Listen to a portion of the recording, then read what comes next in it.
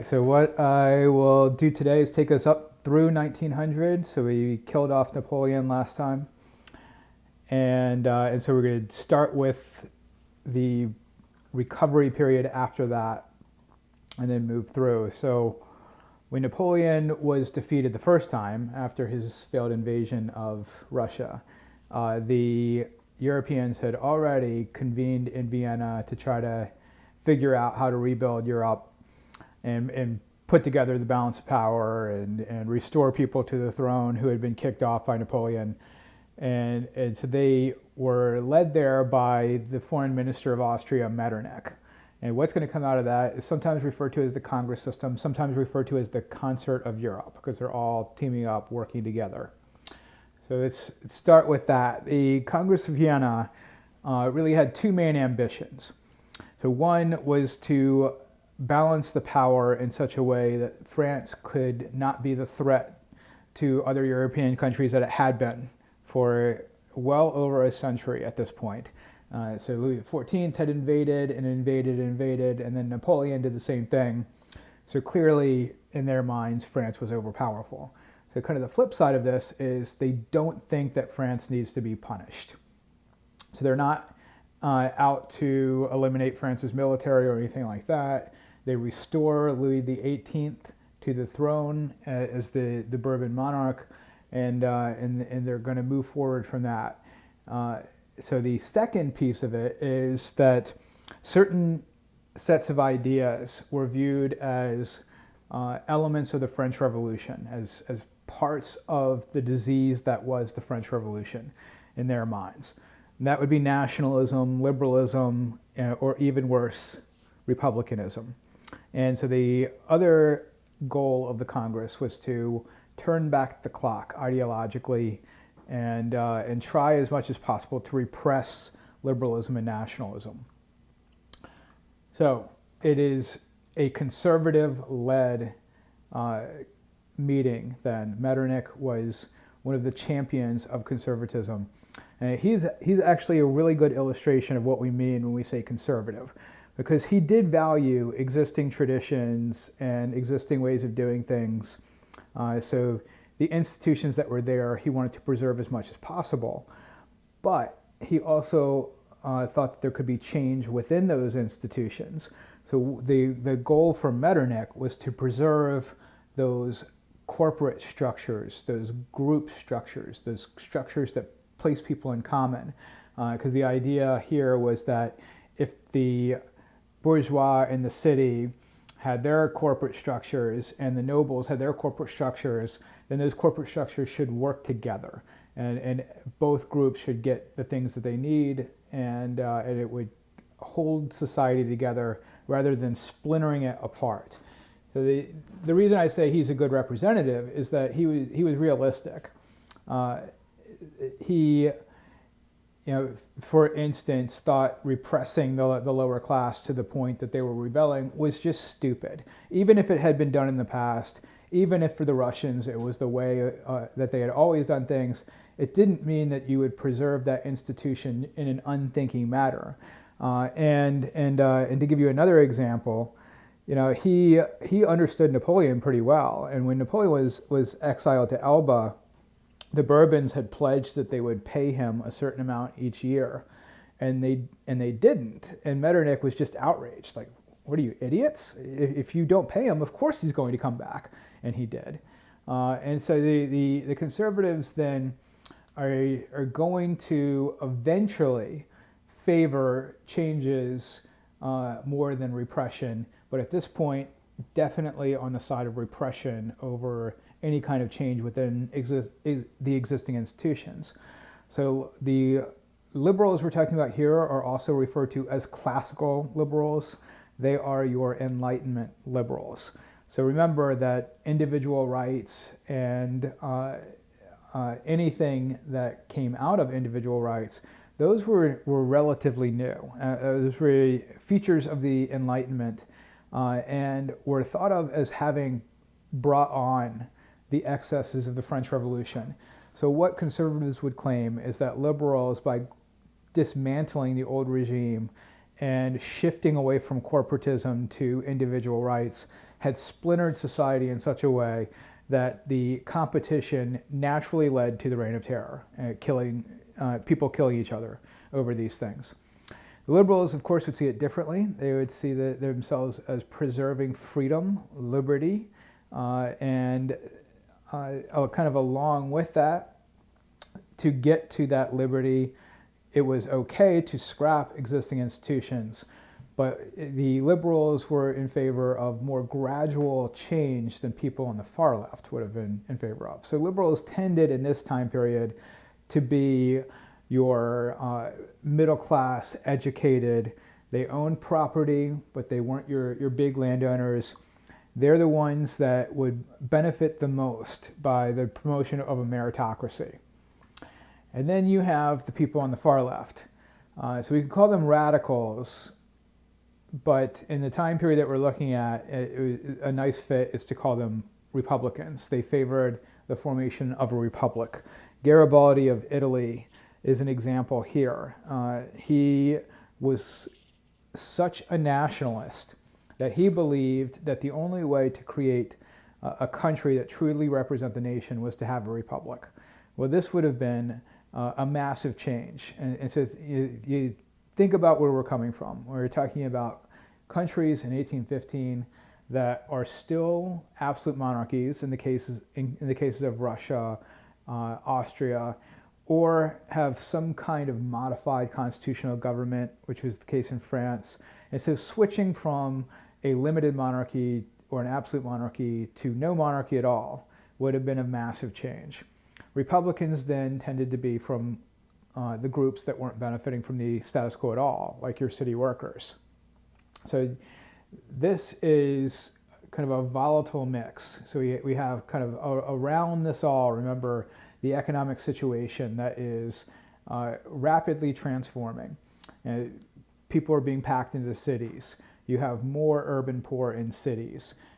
You have a shift in agriculture where people are more wage earning. The Napoleonic Wars were devastating. So you have the shortfalls that are coming out of that. And so there's kind of a natural tendency to head in the direction of uprising and revolution. And so the reason that doesn't happen sooner is that these groups are all acting independently of other groups. So the liberals and Republicans, for instance, could sometimes agree that they needed to overthrow a conservative, but that's about it. Once they overthrew some conservative regime, they split and they went their separate ways, because liberals generally at this point want some kind of constitutional monarchy where only property owners can vote, and Republicans were often in favor of universal male suffrage. So the people who are often provoking revolutions were from that educated middle class, and they had nobody following them, or very few. The powerful force of the day is nationalism. So kind of looking back to the earlier period, there have been clear steps in this direction. So for instance, when the Protestant Reformation occurs and the Catholic Church is weakened, then one of the unifying bonds in Europe had been broken. And remember all the things that the Catholic Church had been in charge of, things like marriage rules and running education. And so increasingly people are turning to the state for those kinds of things. And so kind of the stopgap in this all is that people look to a state run by an absolute monarch. Well, as absolute monarchy begins to decline, and as the monarch is less powerful, now monarchy is no longer as useful a unifying bond. And we talked about how in resisting absolute monarchs, people often look to things like language and religion as a way of resisting, as a way of differentiating themselves from the regime. So nationalism had already been on the rise.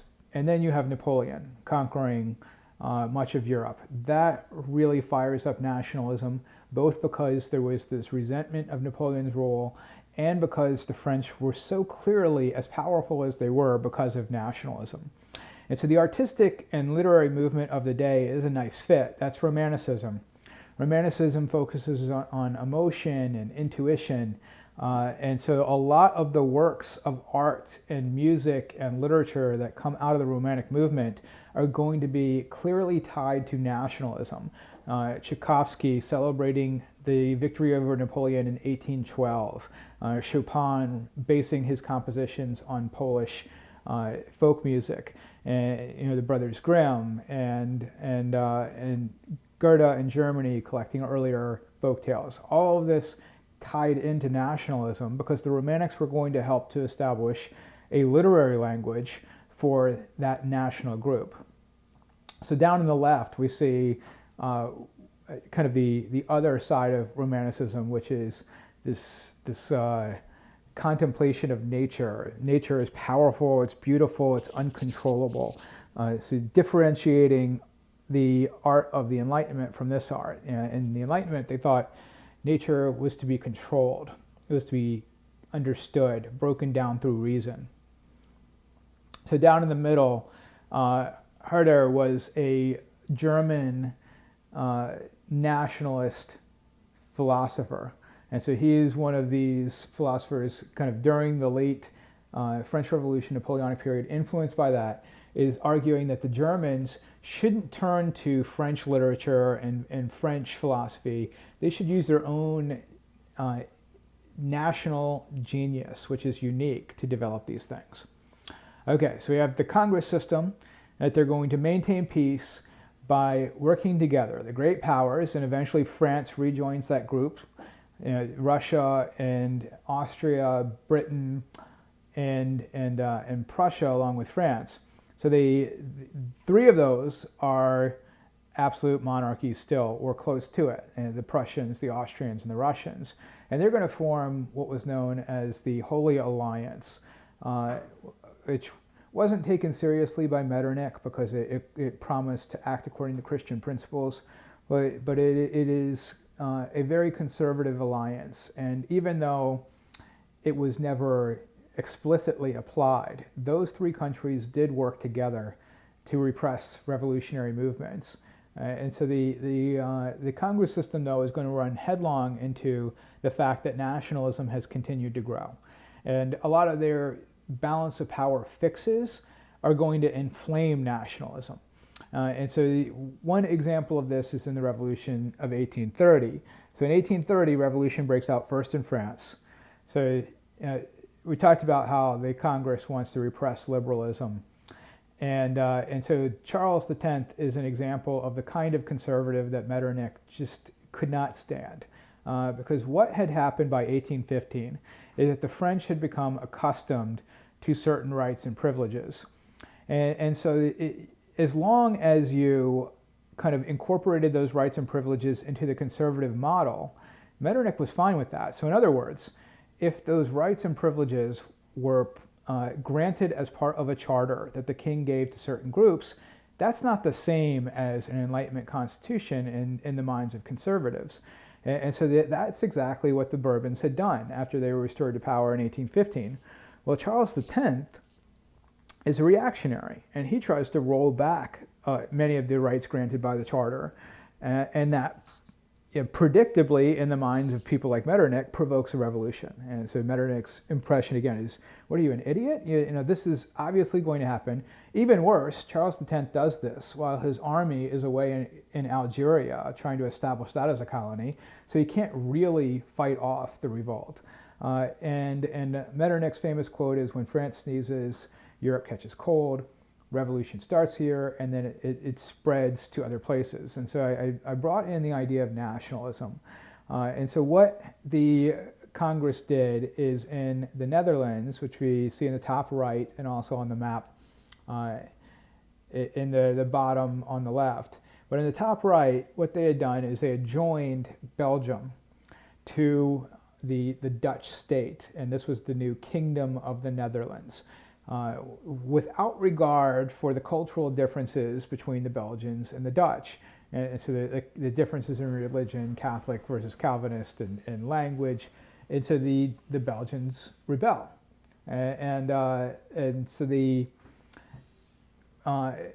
failure to understand the nationalist sentiment and focus entirely on the balance of power is what provoked this.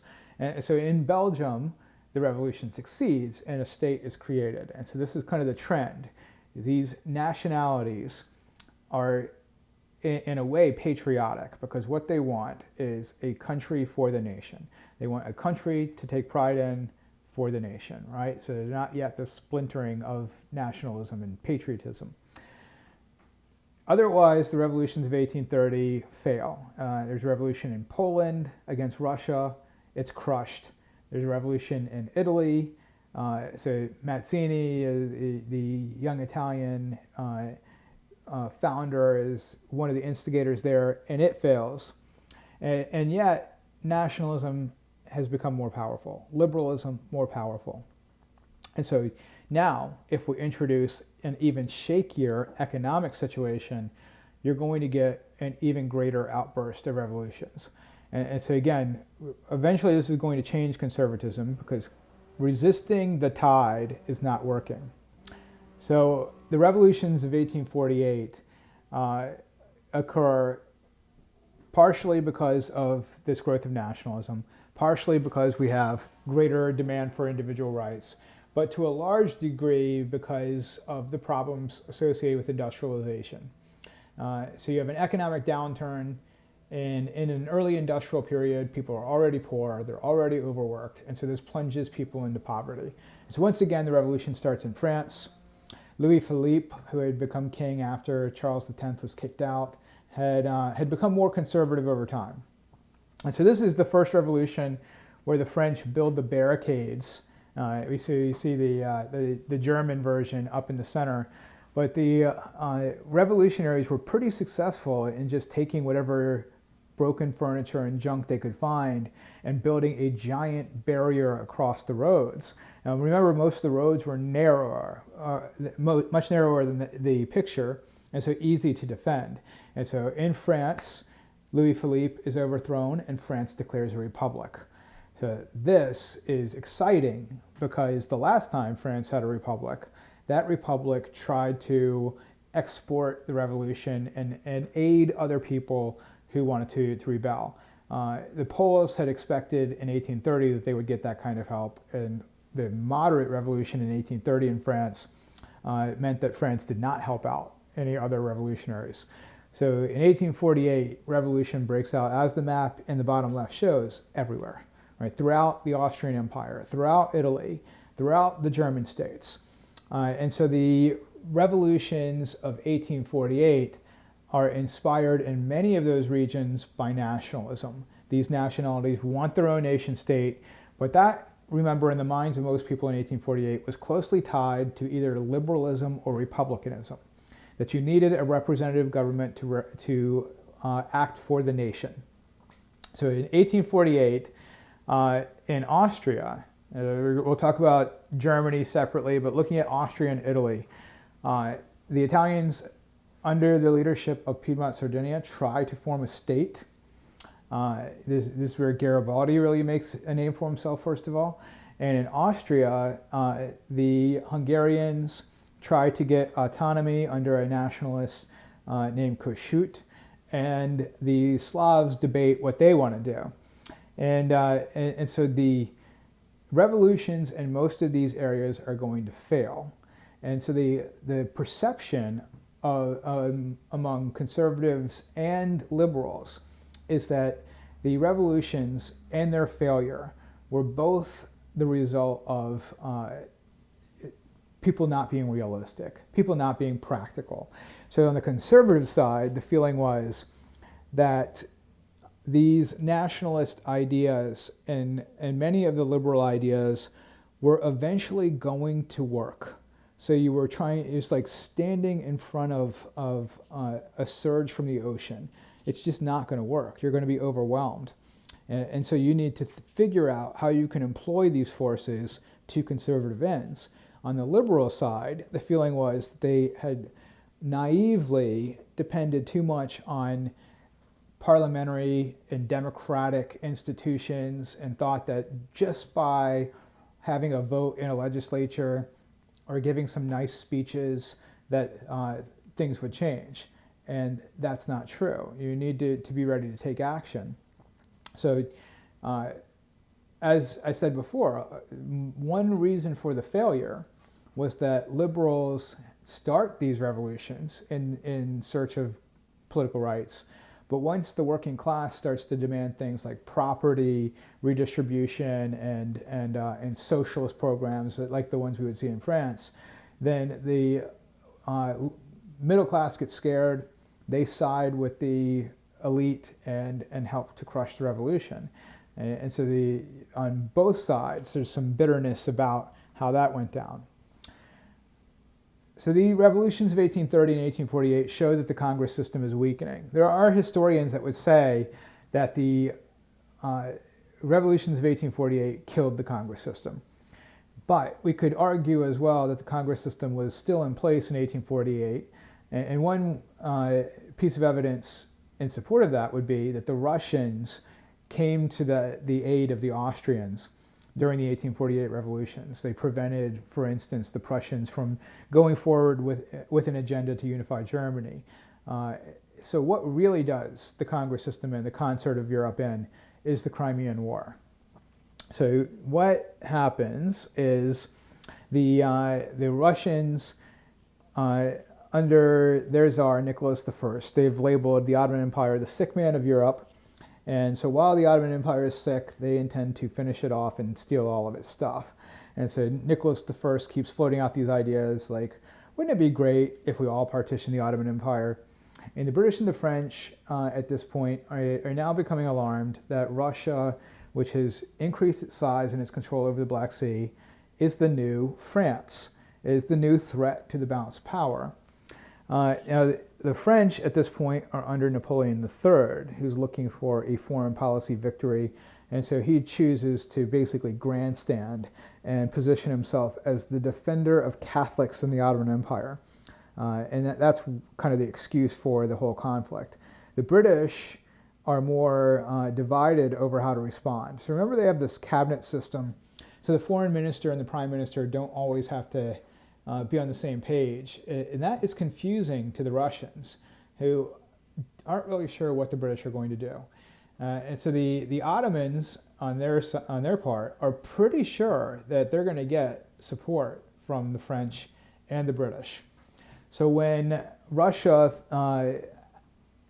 uses this religious issue as the justification to invade the Ottoman Empire, the French and the British support the Ottoman Empire and bolster it.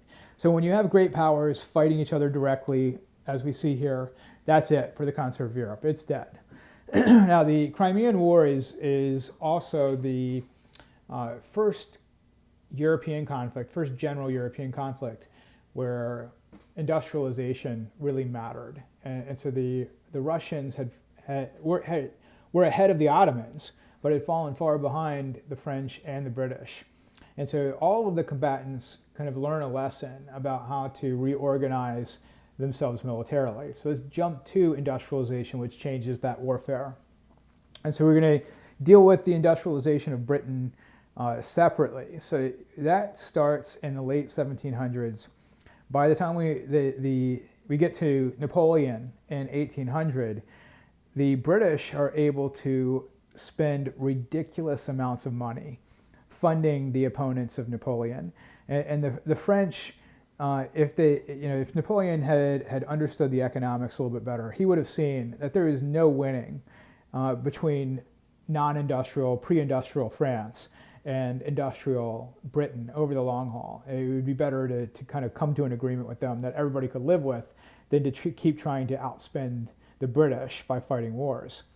So what happens after Napoleon's defeat? You have a period where there's peace to some degree, but as I mentioned, Europe is also devastated by the Napoleonic Wars. And then you have revolutions in 1830 and 1848. So it's not really until 1848 that Europe, the continent of Europe, gears up for industrialization. And so often industrialization on the continent, because they're trying to catch up, occurs with state sponsorship. And so state sponsorship usually was in the form of subsidies. The states would establish industries that were priorities like the railroad.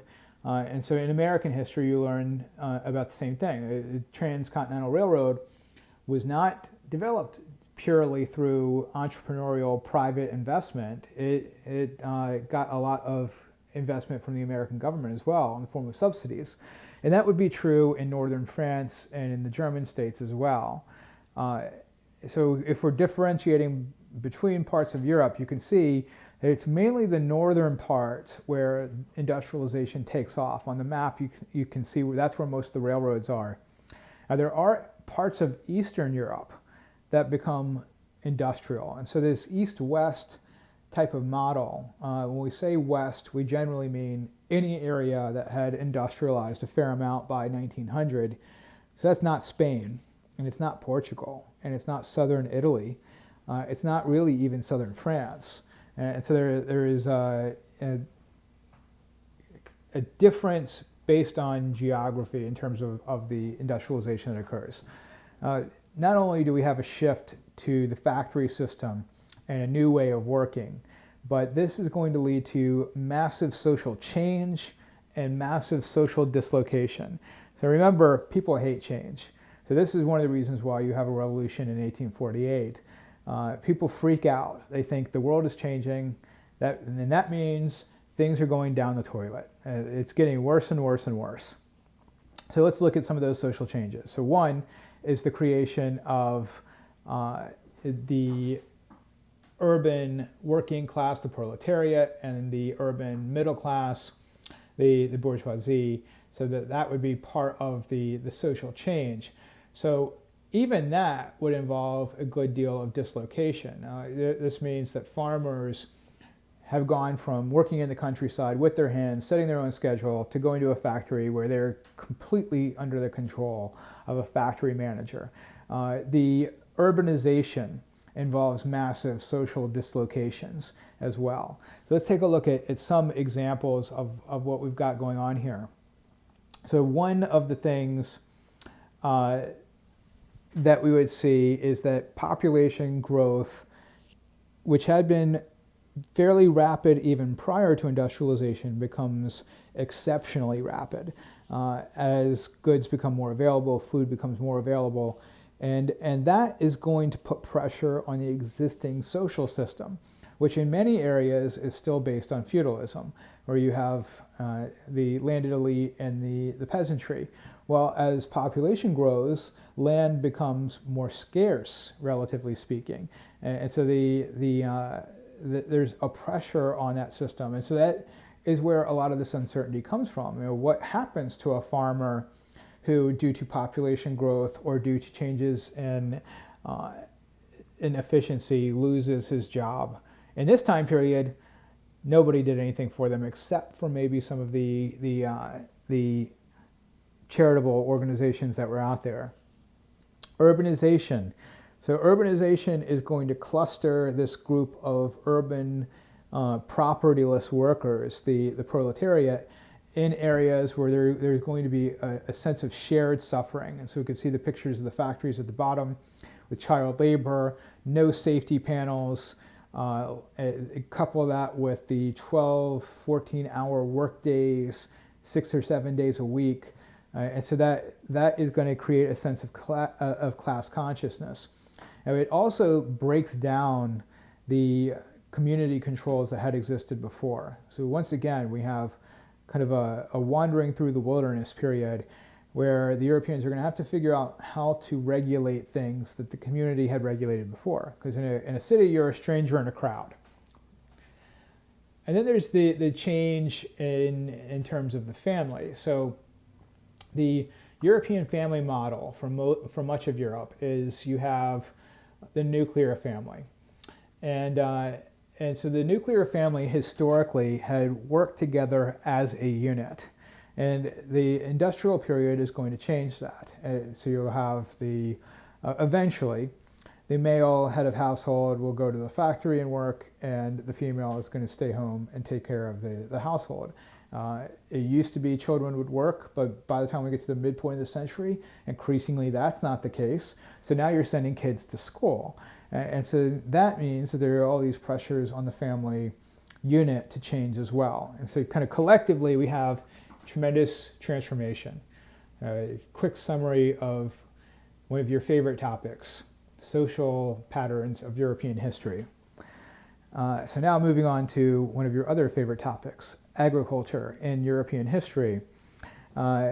Southern and Eastern Europe, to a large degree, do not industrialize. So you can see that there are areas in Eastern Europe that do.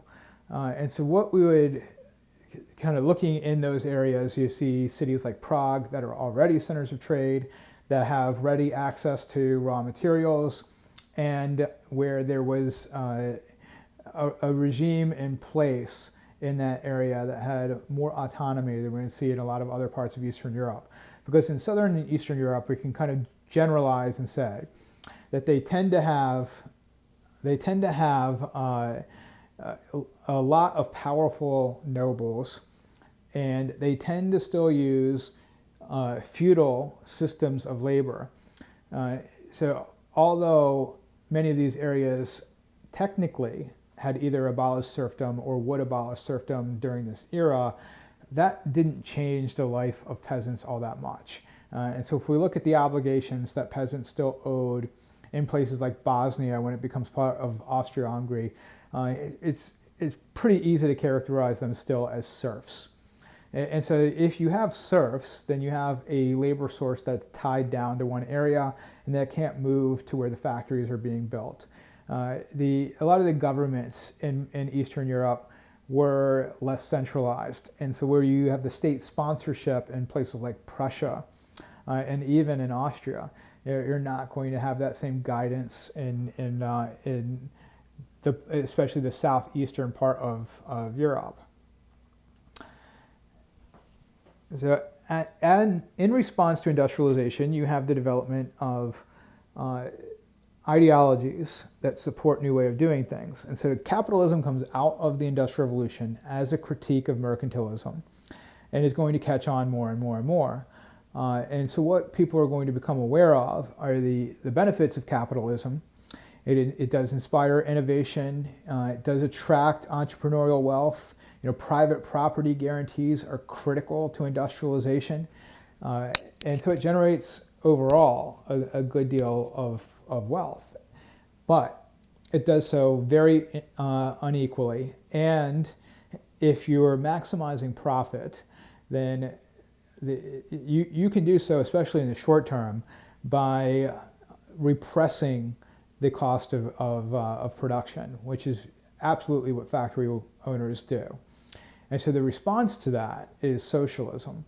So the socialists at first were focused on the abuses that came out of capitalist competition. So because you had competition in capitalism, capitalists were inspired to pay workers as little as possible, not provide safety panels and all the rest. And so at first, socialist fixes were what Marx later calls utopian. You create these perfect communities. So in Louis Blanc's socialism, that would be a national workshop. In Charles Fourier's idea, you would have a self-contained kind of village where everybody would do the work that they needed. Now, eventually, socialism will become more about changing the status quo entirely, not creating little pockets within a capitalist world, but getting rid of capitalism altogether. And so that's where you're going to see what Marx calls scientific socialism later on, or the versions that were practiced by anarchists or syndicalists. The map also shows us how connected the national economy becomes. So this was altogether new. Up until this time, the only place that really had an integrated national economy was Britain as a result of its road system and canal system, maybe the Netherlands. Other than that, France's economy was highly regional. And so it's not until the French Revolution that you get a economic system in France where there aren't tariff barriers between different parts of France. And so the railroad is going to lead to that kind of national economy. And so again, it's going to aid in the development of national identity. Because once people across the country are buying the same kinds of consumer goods, then you can consider those consumer goods as German or French. And so we see the development of consumerism as well. And so consumerism, as with capitalism, kind of a double-edged sword. The good side is people can buy more things. They are materially better off. If we're measuring standard of living in terms of do people own silverware, and do they have plates, and do they have a covering on their floor, then the answer across Europe is generally yes, they have those things as a result of consumerism. But the trap here is that now you just need more and more and more money. And so if you're a worker, now you come to think, I need coffee. I need multiple sets of clothing, where people had been perfectly happy for generations and generations without those things. And so this materialist approach to the world is one of the things that's going to catch on increasingly. So now moving back to the political side of it.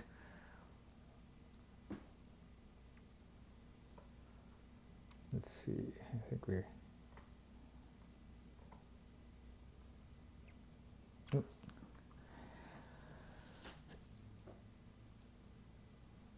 Okay, so what Cavour is talking about here is how to get the Austrians out of Italy.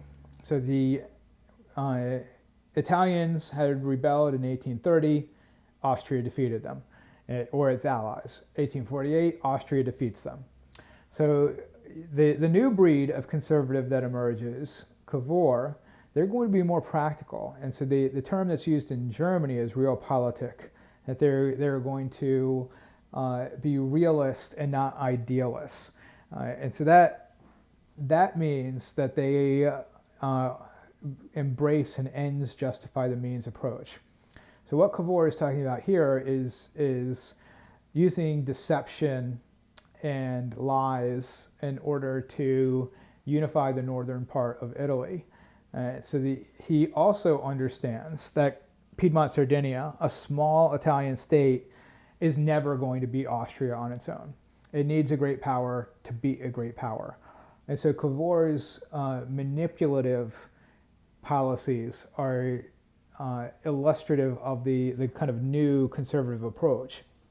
So he says here that they kind of brainstorm and they're like, let's try this. Nope, that's not going to work. How about this? Nope, that's not going to work. And so finally they come up with this idea of tricking the Duke of Modena into starting a war by Piedmont Sardinia mobilizing its army on the frontier between Piedmont Sardinia and Modena.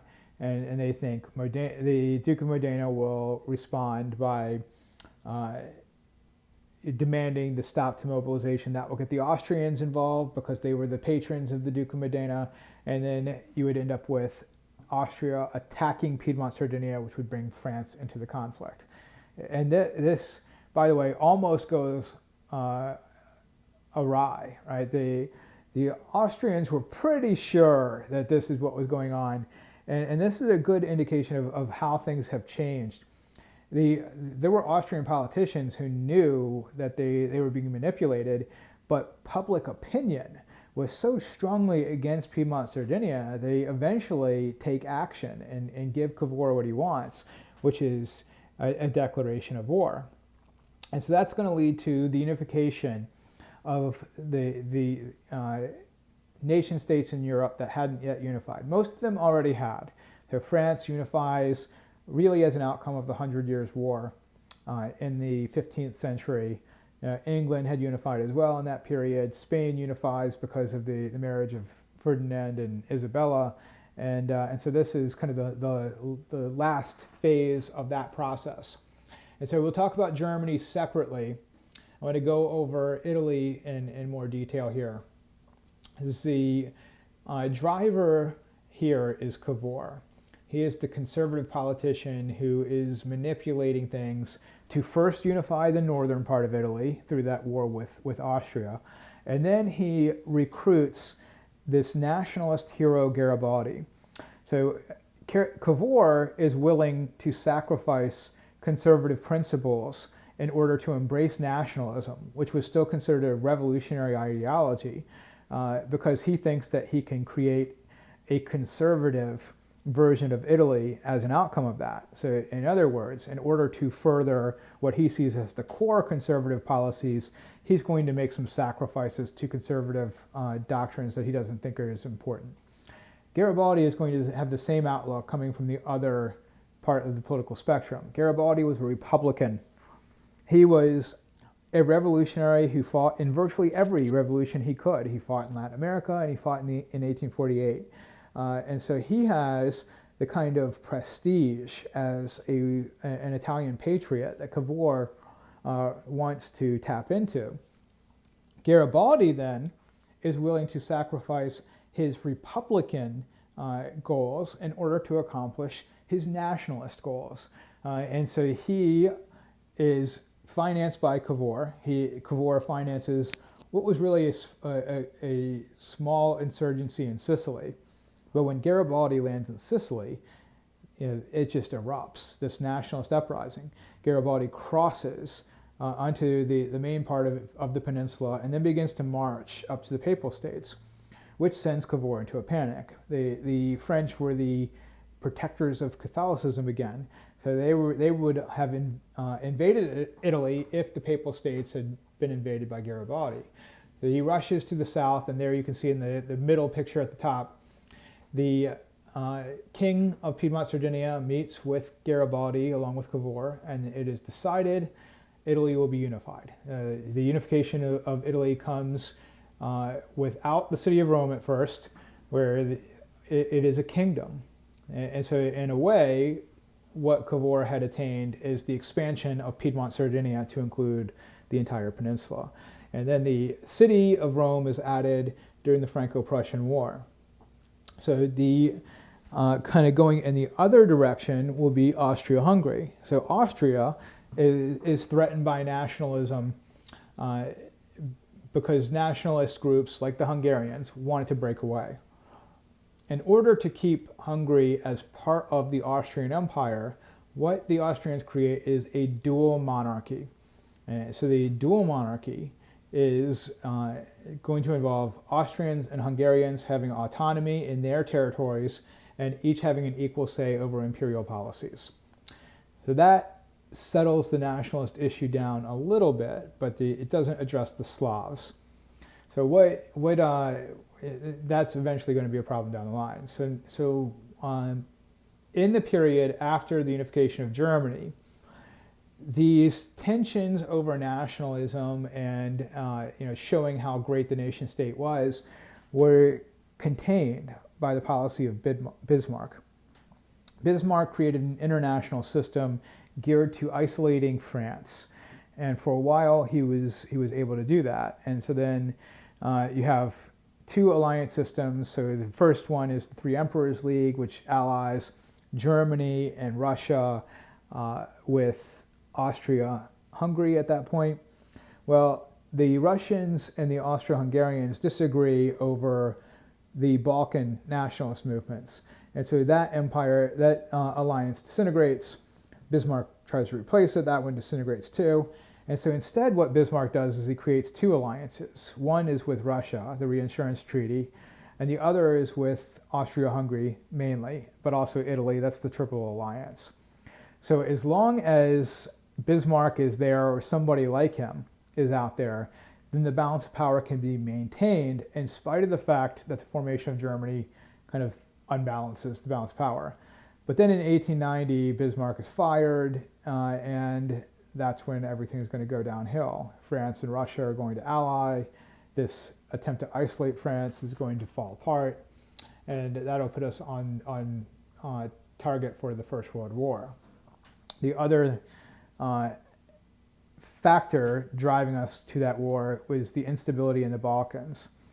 So the political cartoon in the bottom, in the center, the boiling point, so you can see they're trying to hold the lid on this boiling pot that's about to explode of Balkan troubles. And this political cartoon was published several years before the First World War. So there was a feeling like that this was going to be where it all happened. And so the reason is that nationalism in the Balkans had led to breakaway movements from the Ottoman Empire. And so this was part of the Eastern question. What do you do with these breakaway territories? So for the Austro-Hungarians, allowing strong Slavic states to form was counterproductive because it would inflame nationalist sentiment within their borders and give their rival, the Russians, more power. And so this disagreement over the Balkans is going to lead to one Balkan War, another Balkan War, and finally the assassination of the Austrian Archduke, which will lead to World War I. Okay, so moving back to industrialization. This is one of the things we talked about earlier. So here it talks about Dunlop inventing the pneumatic tire, which led to a bicycling craze. It's the thing we're going to see then is, one, that in this later period of industrialization, the Industrial Revolution has entered people's homes. It is now part of a person's daily life. And two, that the consumerism and the national economies that we had described before have now become international economies and kind of a mass approach to culture that crosses national borders. And so it talks at the end about the Tour de France. So new forms of leisure, new forms of recreation are going to emerge as a result of the improvements in standard of living for Europeans that occurred during the Second Industrial Revolution. So let's get to that. The Second Industrial Revolution, most historians would take it from 1870 to 1914. And so in that period, we have developments in electrical generation, the internal combustion engine, mass production of steel, and appliances in people's homes that are developed. And so again, all of that brings the Industrial Revolution to a person's home and makes it more personal. It creates the technology that we have today. Now, on the downside, what it does in terms of companies is it creates larger and larger corporations. So as railway networks get more extensive, the companies running them become larger, often transnational companies, and that is especially in Europe. So then how do you regulate such a company? How do you keep such a company from establishing some kind of monopolistic control over either its supply source or its competitors? Now, couple that with the business cycles of the day. There's a depression in 1873, another one in the 1890s, and so it just is up and down, boom and bust. And so both governments and businesses are trying to figure out how you deal with that. And the businesses are going to deal with it by establishing monopolies. Because if you establish a monopoly and you can control prices, you can ride out that kind of volatile business cycle. So again, we're looking at this period of instability. And so that period of instability means that for middle and working class people, they could be plunged below the poverty line or come close to it by an economic downturn. And so this is what leads to the social question. How do you address those issues? What role should the government take? What are you going to do to address the fact that old models for retirement no longer worked in the industrial world? What can be done? Okay, so one of the big social changes that happens, and I mentioned this earlier, is population growth. The death rate comes down.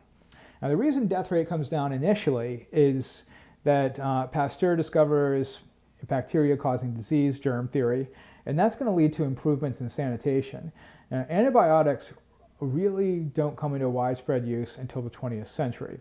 And so tuberculosis, for instance, isn't going to be medically treated, not really, until the 20th century.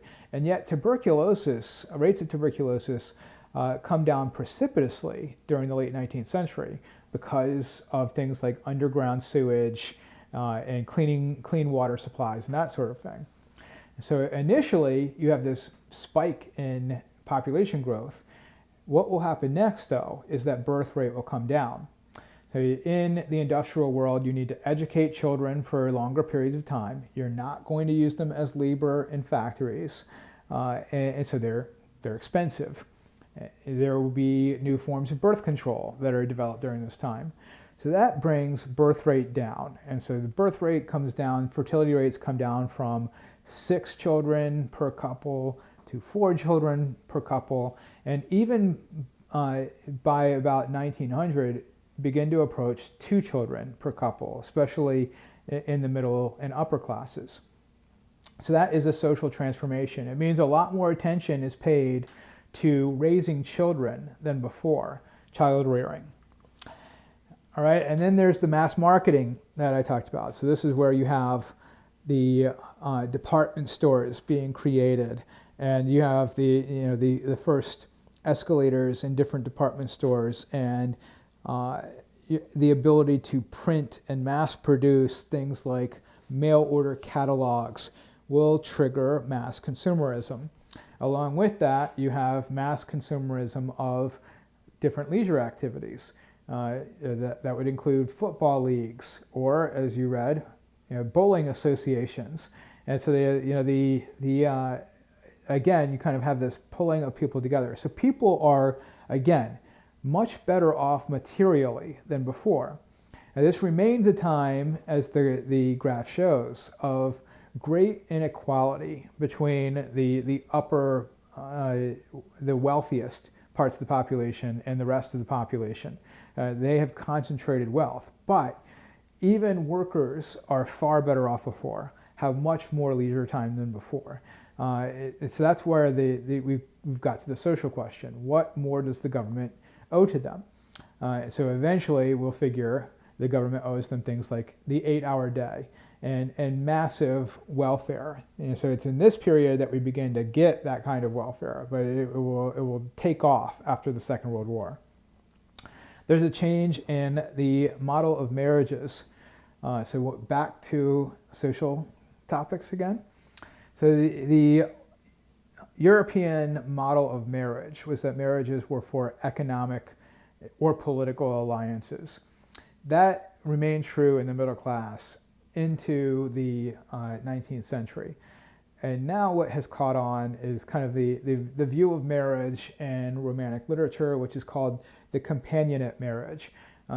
What we have today, right? You try to meet somebody that you have a lot in common with and that you like, and you marry them for those reasons. Historically, that had been viewed as foolhardy, because if you marry somebody that you like in the moment, people thought that was more about lust than it was about love. And that true love, they would have said in the 16th century and 17th century, came from a good match, where you had so much in common that you developed deep affection for each other. So that is out the window, and this is the new form of marriage. And so what we still have, though, are very divided roles between men and women. So this is the period of the cult of domesticity. Women are to work in the home. It's just their way to want to raise children. And so you again have this continuing tension in what the roles of women should be. As a result of the cult of domesticity and of the changes in industrialization and the emphasis on child rearing, women were not used in factories. And unless you were really poor, you weren't working as a woman in a factory. Unless you were really poor, you weren't working as a woman after you had children.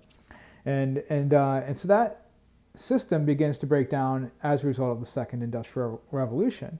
And women are better educated, and women are increasingly not as needed to do household chores as washing machines are invented. You don't need to spend as many hours running the household. And so this is where that challenge for the right to vote is going to come from. Middle-class women who are educated and who are dissatisfied with the roles that they have under the cult of domesticity. And so that kind of brings us to the end of the 19th century and the kind of development of a more modern, contemporary way of life. So that's it.